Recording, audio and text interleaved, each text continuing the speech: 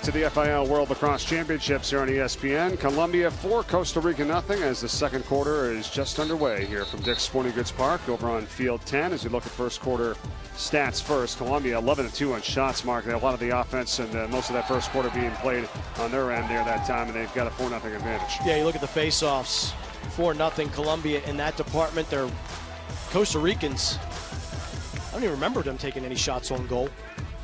But the Colombians have had the better of that. And turnovers, you can see 13 combined. Costa Rica on pace for over 30 turnovers. Colombians for 20. You want to keep that mark like around 13, 15 a game to have some good success.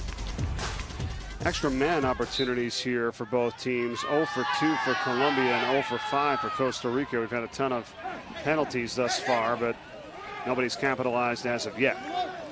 Got a goalie change for Costa Rica there, Mike. We do. Was Walter Rojas who started the game for It's like Brandon Costa Rojas. Rica, and that's now Brandon Rojas, correct. No relation there, but they go to 56 in red. Brandon Rojas now in cage for Costa Rica. Sebastian Velez still in cage for Colombia. 4 Rojas's on this Costa Rican team. I know 2 are brothers. Walter, number 24, is brother to number 96, the attackman Aldo. But I'm starting to think that the name Rojas is like Smith in Costa Rica. Nice save. Good job there, yep, as he comes in to start the second. Brandon Rojas with the save for Costa Rica. Nice save by Rojas. That was an offering by Ramirez that had some heat on it. Look at Rojas, steps to it, gets the stick out, corrals the shot. And look at this, Costa Rica, count it, for Carson Jones, and the midfielder comes streaking down and unleashes one for the first goal of the day for them. That'll get the juices flowing. The Costa Rican bench explodes with excitement after Carson Jones comes in the middle of the field. You could tell he was a little bit uncertain, waiting for the Colombians to slide to him. They don't. He takes 3 or 4 steps inside the restraining line and just whips it past the Colombian netminder. So the great goaltending by Brandon Rojas turns into gold at the other end of the field with Carson Jones. Third goal of the tournament for Carson Jones, has an assist as well. And Colombia gives up their first goal here, and Costa Rica's on the board. And now the face-off one here by Luis Acuna.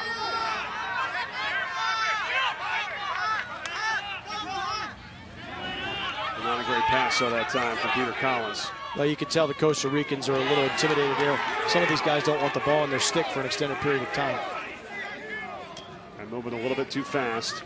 David Valencia for Colombia. Over to Drumtra, who has 2 of the goals today for them. Back to Valencia. We saw it here last night. The Australians made a goaltender change, putting in Tom Vickery. And he was the difference. Could Brandon Rojas be the secret weapon that the Costa Ricans have to get win number 1 in international competition? Good defense that time by Carson Jones, who just had the goal for Costa Rica. And a stick on the shot that time. Nice trail check by Carson Jones, thwarting the shot attempt. Now here you just got to run. As a midi, just run. Get to the midfield line. That's an attackman. He can't go over with you. Run. Trying to keep it in that time for Costa Rica, Austin Kolish, but could not. Costa Ricans have a couple of athletes with some decent speed. Nice save there by Rojas, Brandon Rojas for Costa Rica. Recovered though by Colombia's Julian Gomez.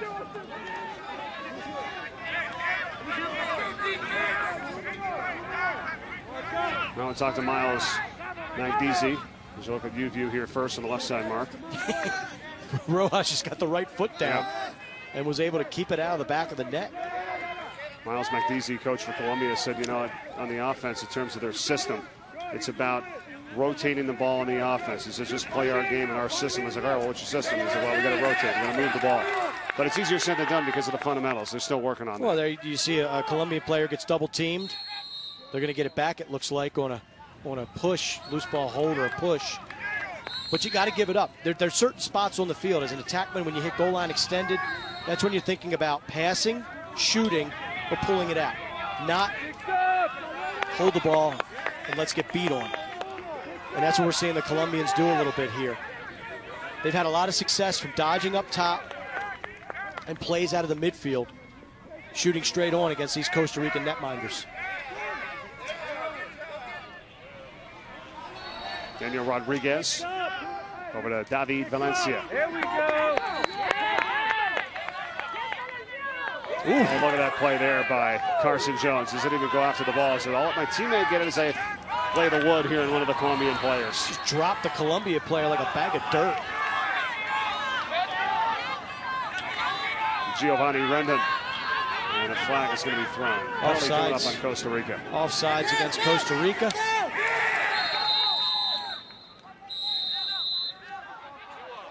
It's Carson Jones there as you look at the replay on the left, just leveling Daniel Rodriguez for Colombia. Then when the ball went back down the other end of the field, one of the Costa Rican players stepped offside.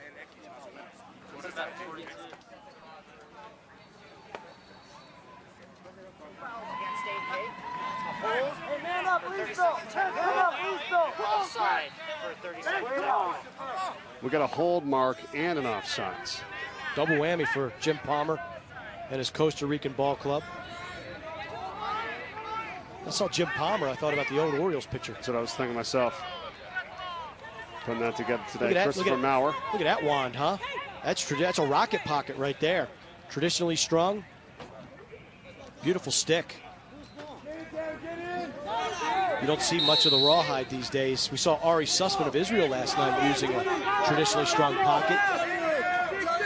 Well, Steele Stanwick, an alternate from the United States, also used that traditional pocket. Christopher Maurer was called for both the offsides and the hold. Here's a save by Brandon Rojas. Now just run. And Costa Rica's a man down, too. Go behind the goal. Kill the time. Go behind the goal.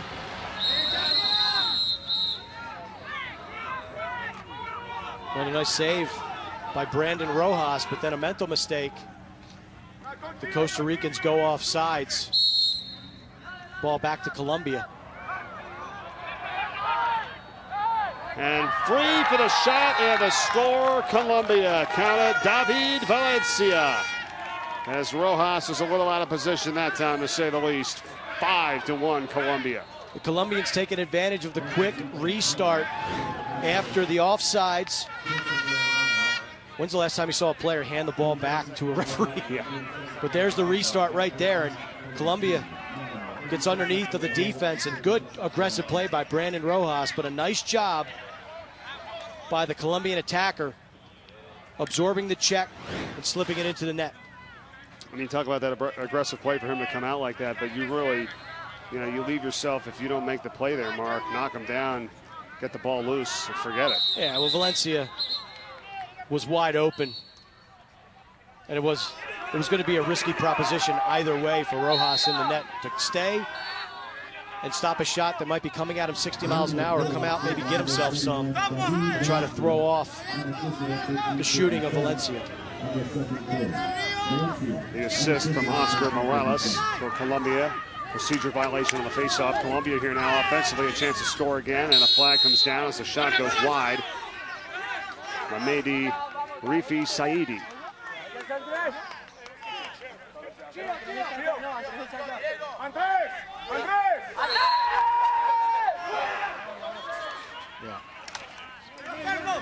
And Kamskuli Ramirez goes out. Man up here for Costa Rica for a minute. It's a slash. Nice play. Look at the Colombian midi. Look at him run. Look at him jet it out of the defensive zone and then get it up to the attack. That's a great job on the clear by Diego Delgado. Excellent wheels, excellent recognition, sound fundamentals. Now could have had himself a shot. I was going to say, this is the second time we've seen this here now. The team that's on the man up is, back on defense. And I think is there another flag down? There's another one down, yep, at midfield. Oh. Another offsides for 30 seconds, infuriating my partner Mark Dixon right here. I know, you're saying just tell it to him in this case. It's ponderous. Let him play. I'm looking back. Okay, I'm counting forward. There's 6 on 6. There's nobody offsides. It's like we got the water break. This is the equivalent of a basketball game in which 55 fouls are called, and then you can't really get into any rhythm. No, you and can't. It's very frustrating to even watch, nor less play in. And let's talk a little bit more about what's coming up later tonight with the USA and Australia at 6:30 p.m. Eastern Time on ESPNU. What a dominant performance by these guys. Obviously the best in the world at this point, right? They still have 2 games left, but they have been dominant throughout the first 5 games of pool play. Against the Iroquois, it was Rob Pennell scored the first 3 goals for United States. Paul Rabel down the alley. Rabel again from the wing. Just a commitment and the dedication that this team has shown, buying into the coach's philosophy and the development of number 32 right there in the red, white, blue, Rob Pennell. A lot of people were asking coming into the tournament, who's going to be the quarterback? Who's going to be the tone setter on a team that's dominated by midfield scorers? Rob Pennell has been that answer. USA Australia tonight, 6:30 p.m. Eastern Time on ESPNU, followed up by Canada and Iroquois at 9:40 Eastern Time. The water break, of course. The high temperatures here, it gets a little warmer on the turf field. We saw it in World Cup soccer down in Brazil, or over in Brazil earlier this summer, with the extreme tropical temperatures. Safety of the athletes first and foremost. Speaking of extreme weather, really, I mean, it's a beautiful day here. The sun's out, everything's fine. You're in the 70s, and then later in the afternoons, you get the rainstorms coming in. I'm working with you, so I'm assuming that the good weather's going to stay. You will. And I'm not going to be delayed. We've had 9 total hours, folks, of delays on our broadcast, whether it's ESPNU or ESPN3 over the last 6 days. And we are certainly hoping that that pattern is behind us. Roberto Barajantes with the offsides for 30 seconds for Costa Rica. Colombia, man up here. 25 more seconds left on it. Here's the second. The shot, the score. Look at that. Kemskali Ramirez, his second for Colombia, 6-1. Ramirez continues with the hot hand, 3 goals against Argentina. And this again is just too easy on the extra man. Just a simple pass and then a shot to stick side. I think Rojas was surprised by that, how quickly it came on him, and also the accuracy and the placement. Nice shot by Ramirez. Giovanni Rendon with the assist, number 2 to 13, Kemskali Ramirez. And with 10:45 to go in this first half, Colombia leads at 6-1. Both teams at 0-5. Winners going to win their first ever international match here and finish in 37th place out of the 38 nations competing this year in the 2014 FIL World Lacrosse Championships. One of our 42 broadcasts on our family of networks leading up to the championship game, which we'll have for you on Saturday night, 9 p.m. Eastern Time on ESPNU. Semifinals coming up tonight. Iroquois, Canada. United States, Australia. Iroquois, Canada. I mean, boy, you talk about 2 countries, 2 nations, I should say, that just do not like one another on the lacrosse field. There was a lot of hitting, chirping, physicality at the end of that match where Curtis Dixon scored the game winner with only 19 seconds left to give the Canadians that victory. That is going to be a barn burner this evening. That's in the stadium here at Dick's Sporting Goods Park. Racing after it. And give it to Costa Rica. Good job. Brandon Rojas, the goalkeeper, to get out there and get closest to it.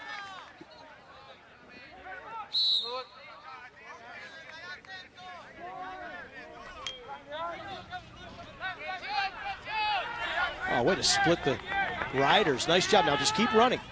Nice, good look. That's a great look. Nice clear. Crisp and tidy from the Costa Ricans. And Barajantes, who comes back in after the penalty, now feeds it over to Aldo Rojas. There are about 5 Rojases on the team, Mark. Like I said, how many Rojases are there? But it's like Smith. Yeah, there's only 2 related. There was the goalkeeper and Aldo Rojas, who we just saw in 96. It's Rojas, and Rojas. That's right. You don't. I don't want it. You take it. Have you done Korea yet? No. Lee. I have not. Might have about 12 Lees on that team.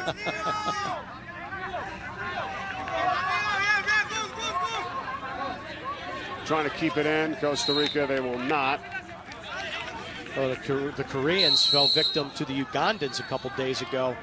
Uganda was down 9-4 with about 10 minutes left in the game, and they came back and won. Boy, what a story the Ugandans have been this entire World Championships. Just rock stars out here in Denver, Colorado. And then I tell you what, I think the Koreans were angry about losing that game. They came back. They beat the Costa Ricans 23-3. Layeth to smacketh down. Yeah, that was the last game for Costa Rica. They've always scored 11 goals coming in, Costa Rica has. This is their 12th with the one here today. Colombia with 17 goals scored, and they've got 6 already in this contest. Nicolas Rodriguez works it in. Not there, recovered by Barajantes. The Costa Rican defense is physical. You've come in their neighborhood, they're going to let you feel it. Carson Jones and Austin Kolish have been physical all game long. Let me tell you something. Referee number 77. That's my man, Takayuki Kaneko. I've seen him ref 2 or 3 games in this tournament. He is excellent.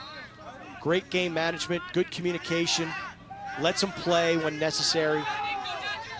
Officials can learn a lot from number 77 in the stripes. Good stuff. Just over 7 minutes to go here in this first half. Costa Rica ball, number 10 in red, Luis Acuna.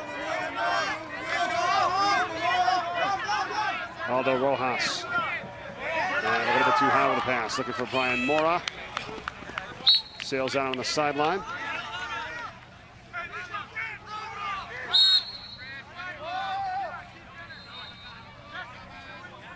Oh, nice play. Good knockdown. Carson Jones.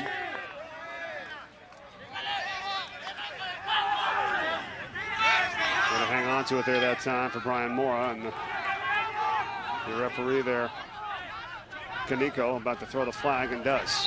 I got no complaints when Kaneko throws a flag. Look at him. I love it. He makes the call, okay? Ball hits the turf, and he tells the player what he did wrong. I love the coaching. I don't want to say coaching. I love the instruction and the explanation that he provides to players. A little over the head check right there by Ramirez. Excuse me, make that Rendon. But he's making great calls. He's making great calls. He's calling the big stuff. He's not calling ticky-tack illegal procedures. Right. Drumtra with the slash out for a minute. Costa Rica on the man up. Getting that save there, Sebastian Velez. Costa Rica's got 12 turnovers in this game. Colombia with 7. You see both those teams running into the end line. And again, that's game management. 6-1.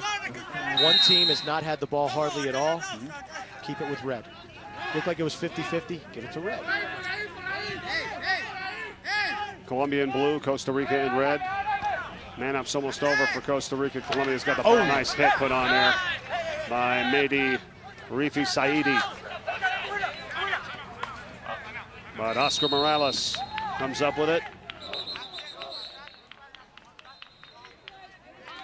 And we got a timeout. So Colombia takes their final timeout of the first half at 4:52 to play, leading 6-1 here in this 37th place game. The winner will pick up their first win in the World Championships. Okay, we talked about USA, Australia, and Canada, Iroquois. Those are the 2 games coming up later tonight here. What's a little bit more about Australia? What have you seen from them, Mark, and what do you like? What are their chances tonight? I love their speed, and I love their grit. These are guys that never give up. They continue to play from whistle to whistle. Marty Hyde, Pickett, Matt Diver, and their goaltender, Tom Vickery. I was really proud of the Australians and the effort they gave last night against the Israelis, but I have to be honest, it's going to take a Herculean effort tonight to knock off the United States, coming off of 1 day's rest, and the Australians were in an absolute dogfight with Israel. See how far this sport has grown. When the World Lacrosse Championships got started, it was 4 teams in 1967. We got up to double digits with 11 in 1998. And then in the next 16 years, Mark, it goes from 11 in 98 to the 38 we have now this year, up from 29 back in 2010. What's interesting is going to be the next 4 years of this edition of these other 9 countries that come on board. Have they been able to continue to grow the sport? Do they have it in place? Are they in the schools? Is there learning and developing going on? Or are there everybody just kind of saying, okay, time to get ready for the World Championships again? That's obviously not how you want it to be done, but they have 4 more years after this, and I think we're going to see a totally different entire tournament, maybe than some of the blowouts that we've seen early on in this one. You could, and the only way to get there is to continue to develop. A few years ago, we've seen Japan develop over the last couple of years. We've seen Germany develop. How about Israel and Scotland and New Zealand? We saw Scotland yesterday take the Iroquois all the way down to the wire. That's unbelievable. 8 years ago, that maybe doesn't happen.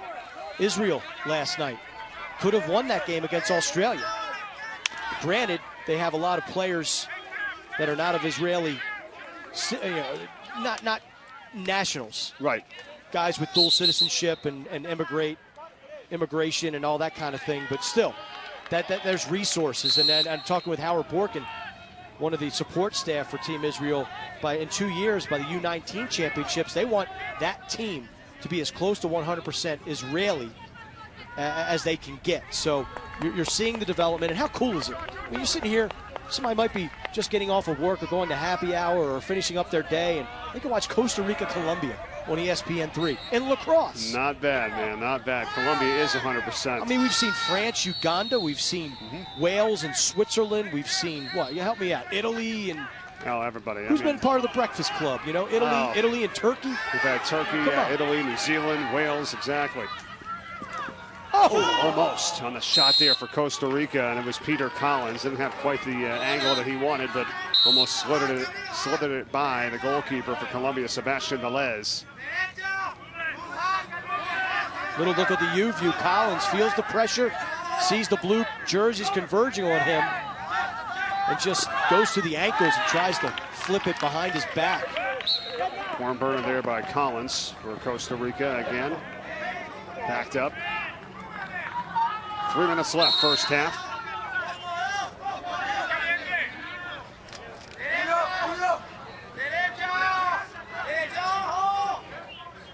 We've seen a dramatic difference in the stick skills and passing.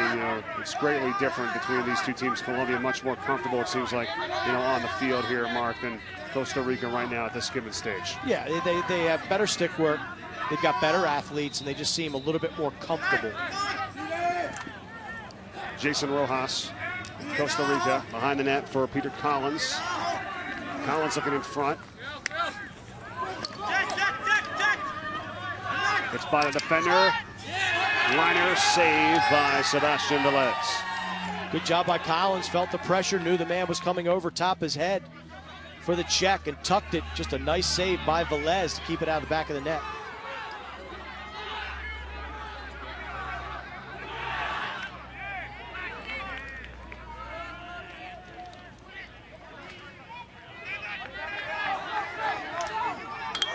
You had made a comment earlier, Mark, that just some players don't look as comfortable with having the ball and how long they control it or possess it. They want to get it right out and get it up the field. But sometimes we've just seen so many ill-advised passes that if you just held on to it for a second, there wasn't anybody right there immediately in your face.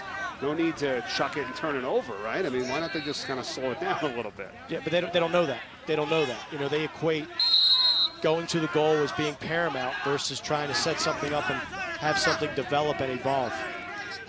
Offsides for Colombia. Julian Gomez, number 11. And Costa Rica now, just over a minute to go. The shot got deflected on its way to the goal by Julio Castro. And these guys are small, too. Both teams are small. in physical yeah, stature. Exactly. I'm small. looking at it, right. Not a lot of opposing forces right there on either side. I mean, Kolish is a decent size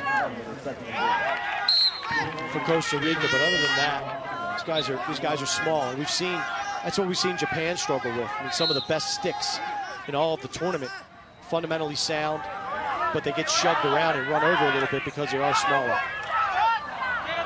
Here's a shot from Fabian Arnamnes, and it's a save again. Velez for Colombia in cage. Another loose ball, ground ball, picked up by Colombia with just 25 seconds to go. As they work it up the field here for Gustavo Morales. Now Timothy Drumtra, he has 2 goals today for Colombia in the 6-1 advantage. And he shoots and he scores again. And he has a hat trick. Timothy Drumtra with just 4 seconds to go in the first half. Look at Drumtra. Corral the outlet pass. Then he's off to the cage. He reads the defense. Sweeps across the face of the goal. Nobody picks him up. And look at the nice shot. Offside. Ankle. And he does a little ice sweep, a la Stephen Keogh of Syracuse fame. So Drumtra with a hat trick here today and his 7th goal of the tournament for Colombia.